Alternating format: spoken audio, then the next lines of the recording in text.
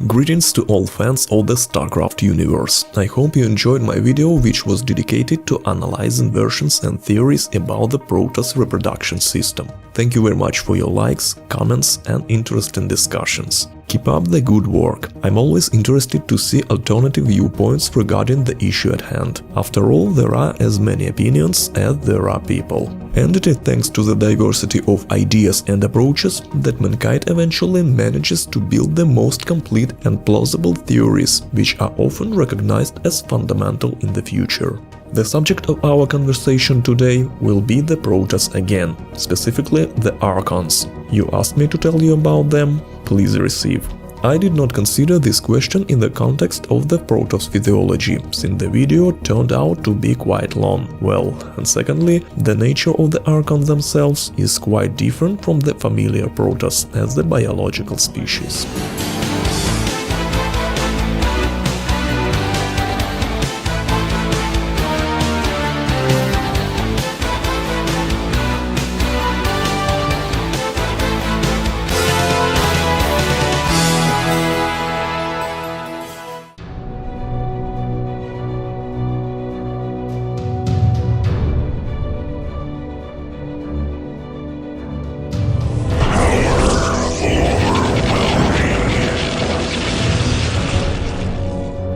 It's no secret that this combat unit strikes immeasurable fear into the hearts of its enemies. And why not? Almost 10 meters in diameter of unbridled psionic power, capable of incinerating waves of enemies in a matter of seconds. Even more fear is caused by the unknown nature of these creatures, and the ability they display cannot be called anything other than magical. This is the term that Terrans use in their field notes.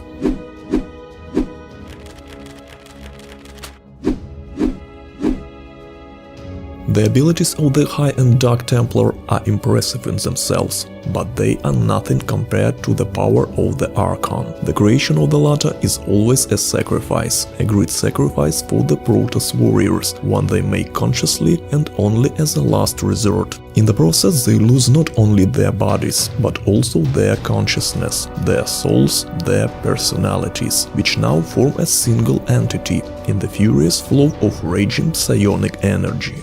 The Protoss don't like to sacrifice their warriors, especially the most experienced Templars, so only a few have seen the Archon in battle, and even fewer have survived the spectacle. The decision is not taken lightly and often means that the Protoss have no other choice. Perhaps the volunteers have expended their energy, or they were badly wounded in battle and decided to sell their lives as dearly as possible. So when ordinary warriors see such an incredible ally on the battlefield, they feel both fear and awe. And then in almost every case, they find the strength to overcome pain and fatigue to fight again. As a rule, 2 Protoss are enough to create an Archon, but there were cases when 4 or even 7 Templars merged into one. The power of the Archon increased proportionally to the number of warriors who sacrificed their lives. A striking example of this is Ulrizarj. Merging into an Archon is considered a noble but extremely dangerous endeavor among the Protoss, and without strict control, the resulting creature can go mad in a frenzy of psionic energy and cause great destruction. So what is the Archon?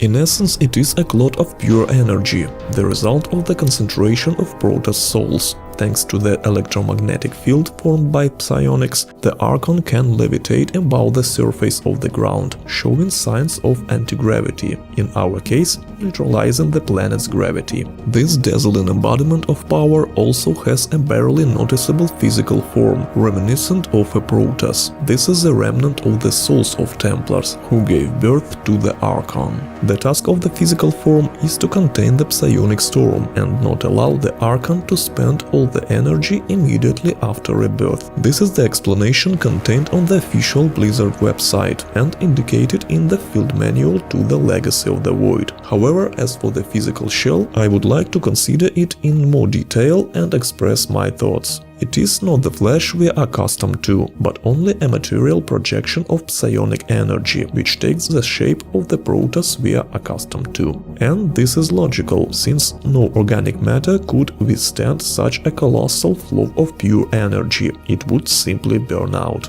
And from an aesthetic point of view, such character models are more pleasant to look at than just a glowing ball. The echoes of Protoss consciousness merged into the Archon form a familiar analog of a physical shell for themselves, and thus it is easy for the Archons to identify themselves among other Protoss. The armor we see on the Archon is nothing more than a stabilizing mechanism that keeps psi energy from dispersing and concentrates it in one place. That's why the Archon's life reserve, or more accurately, durability, is extremely low. When their most powerful plasma shields are penetrated, all that remains is to strike the mechanism a few times, and the Archon disappears in a blinding flash of light, since nothing can hold back this energy anymore. It's like a mini supernova explosion.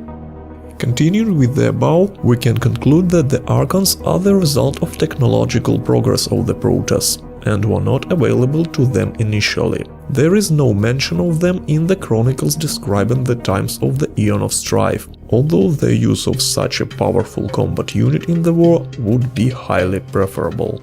The Archons appeared at least after the Kala was created, or rather restored by Kas, since the latter was the most powerful collective source of psionics, from which the Protoss drew energy, and this energy was already quite enough to form the Archon. Also, the Kala, thanks to strict discipline and training, allowed the Protoss not only to discover their full psionic potential, but to curb its destructive power. There is a so-called alternative version of StarCraft in the form of a tabletop role-playing game. It is called Alternative StarCraft Edition.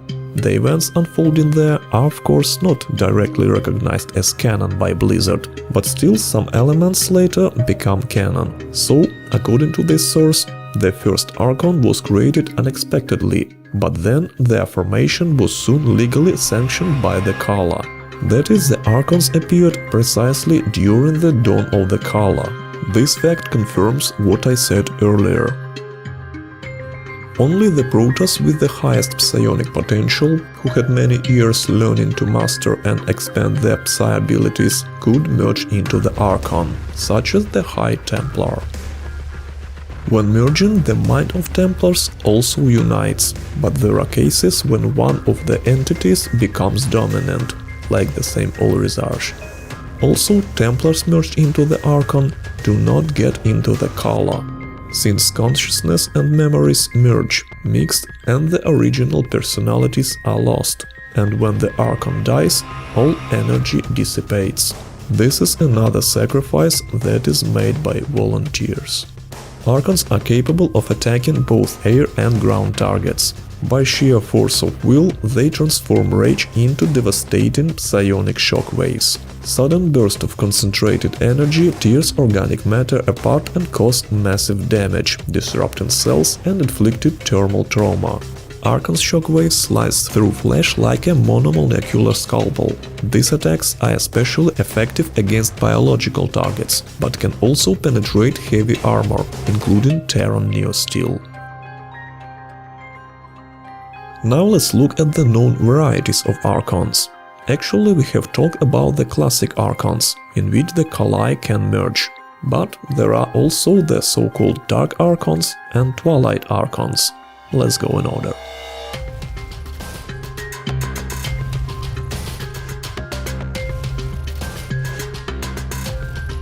In their progress in harnessing the energies of the void, the Nerazim have advanced much further than might at first appear. One of these achievements was the ability to create beings of unimaginable power, known to their contemporaries as the Dark Archons. Like their Kali brethren, High Templar, two Dark Templar can sacrifice themselves in a psionic merger, thus creating a Dark Archon. The burning red figure spreads fear across any battlefield. These powerful beings of living psionic energy embody the eternal wrath of the Dark Templar. Dark Archons possess psionic abilities based on the energy of the void. While the power of the Kala directly depends on the number of Protoss connected to it and the number of memories and souls of the dead that entered it, the power of the void is limitless. This is a dimension in which the naga themselves were born. It is a source of infinite energy.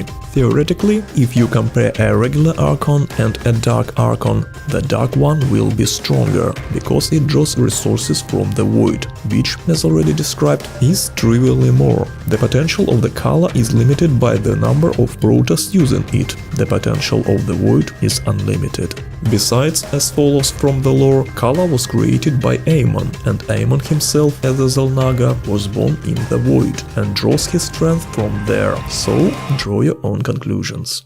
Under normal circumstances, the chaotic and unstable energies of a Dark Archon would cause it to burn out and dissipate after a short period of time. So far, only Ulrizaj has found a way to avoid this fate and prolong his own unnatural existence. His abilities were markedly different from other Dark Archons. As Dark Archons themselves have mentioned, their existence is nothing but suffering.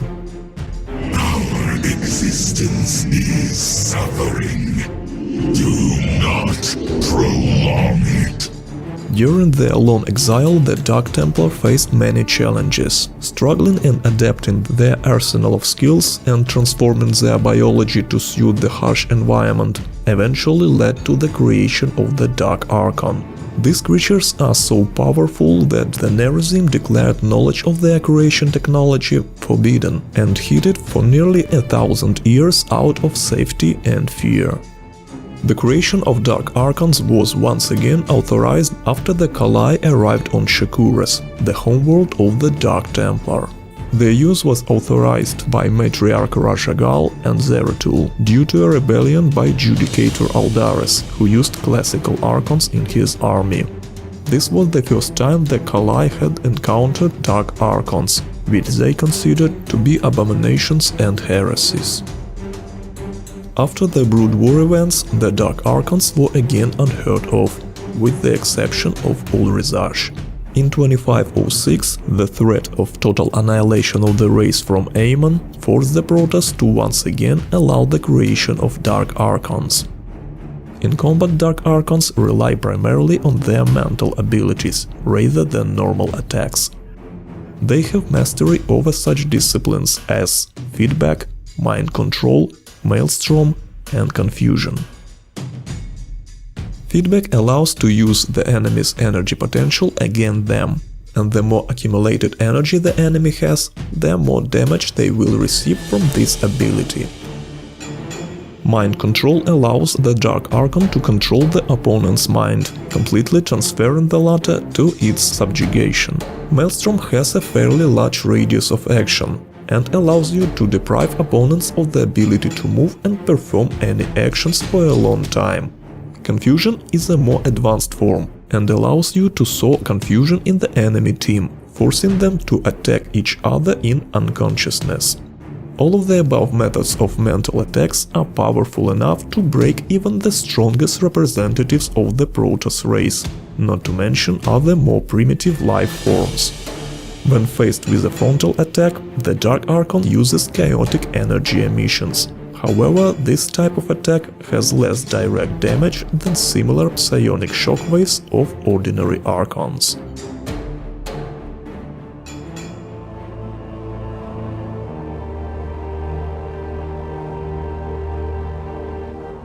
The third type of Archon is the Twilight Archon. It was available in the StarCraft 2 Alpha until 2008. The original idea was that it could be formed by any variation of the Templar, too high, too dark, or a high and a dark Templar. hence the name Twilight, the unification of the power of light and darkness, the Kala and the Void. Subsequently, this name was abandoned and we were left with just an Archon. Actually, what we have now, when a simple Archon can be formed by absolutely any variation of the Templar. From a historical point of view, Blizzard explained this by the fact that after the reunification of the Protoss race, the Dark Archons were taken under control and the Nerazim were trained to form classic Archons.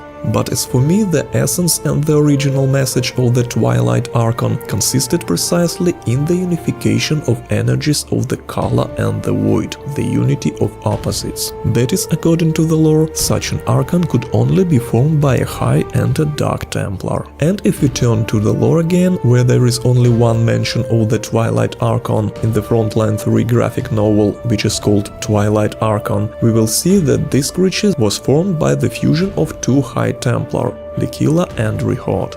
But how, you ask? Earlier you said that a High and a Dark Templar are needed. That's right. It's just that during the Zerg invasion of Aiur, in one of the battles, the nerve cords of the Templar Liquila were damaged and she lost contact with the Kala. She barely managed to survive and she was nursed back to health by one of the Dark Templar named Tyrak, who actually taught the latter how to use the energy of the Void. Their mission with Rihord was to return the Cassia crystal. Yes, that same crystal that increased the fertility of the Protoss. Unable to hold back the growing tide of Zerg any longer, they made a desperate attempt to unleash their psionic energies and merge into a previously unknown form of Archon. The new being was able to mentally teleport the crystal to a transport ship, which managed to escape pursuit, while the Archon focused the swarm's attention on itself. The true abilities of the Twilight Archon are shrouded in mystery, though it is clear that it is more than capable of taking care of itself and can cause significant damage to clusters of weaker units with psionic storms, whether in the air or on the ground. Also, as revealed at BlizzCon 2007, the Twilight Archon had the ability Feedback, which is the feature of Dark Archons. As for the presence of Archons in other factions, the same Teldarim and Purifiers have these combat units in their arsenal. They are not directly presented in the game, even in the same co-op mode, but there are skins for multiplayer. Yes, these are just skins, but as we know, Blizzard is very attentive to details, and if not in all cases, then at least in most of them, it tries to explain this or that moment in the plot. Such is the case here. Each combat unit, or more precisely skin, has its own description, which refers specifically to the lore. As for the Purifiers, as a result of numerous experiments, they managed to bring their AI to perfection and completely copy the abilities of functionality of the High Templar, including merging into Archons. They say that this impressed even Artanis himself. Well, Teldarim, as befits, are fighting for power, rising up the ascension chain. Years of training, tons of terrazine, and the essence of their supplicants made ascendants quite formidable warriors and powerful psionics, for whom the transformation into Archons is not alien. Considering the great dependence of the Teldarim on terrazine, and also considering the fact that the latter allows for deeper interaction with the Void energy, we can conclude that the Teldarim ascendants merge precisely into Dark Archons. By the way, the red color of the latter is precisely due to the use of chaotic energies of the Void, which, as we know, was corrupted by Aemon, and his rage gave it a scarlet tint. Finally, I would like to speculate a little more on the subject of such phenomena that are essentially similar to the creation of the Archon, but are not one. I would call them the precursor to Archons, or the first stage of formation, since this process is precisely associated with the complete release of the Protoss psionic energy. There are two such grand events mentioned in StarCraft history, and they certainly, as Artanis said, remain in the memory of the universe. As you understand, we are talking about Adun and Tessudar, or rather about the mysterious facts of their deaths. Both the first and the second used the powers of the Kala and the Void simultaneously. Both died in a flash of bright light, both became martyrs, and echoes of their consciousness did not save even in the Kala. As we have already discussed above in the case of Liquila and Rehord, the combined powers of the Kala and the Void allowed the creation of the Twilight Archon. The same thing could have happened with Tessador and Adun if there had been another Templar nearby willing to sacrifice his life. They released psionic energy unchecked by any stabilizing mechanism and without a soul focus quickly dissipated. By the way, there is even a small reference in the game Heroes of the Storm. Tessador's ultimate ability allows him to turn into an Archon, and the upgrade at level 20 is to become a Twilight Archon. Coincidence? I don't think so. The Protoss don't like to sacrifice their brave warriors, but those who make such a sacrifice forever become heroes in the memory of the people, and even if not in the Kala, then in the memories of every eyewitness. This video has come to an end. If it was interesting, don't forget to support with a like, subscribe to the channel and click on the notification bell to not miss anything. See you soon on the channel. Adun Toridas.